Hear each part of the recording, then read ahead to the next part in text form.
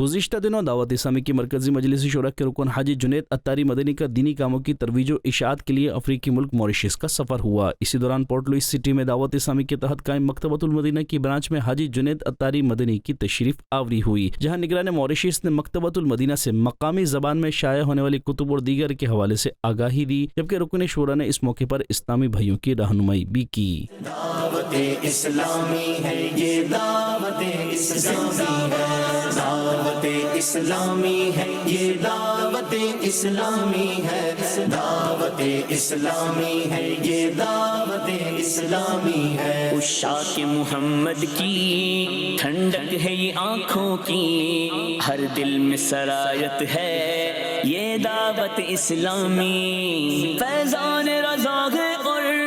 یہ غوث کا فیضان ہے، خواجہ کی حمایت ہے یہ دعوت اسلامی۔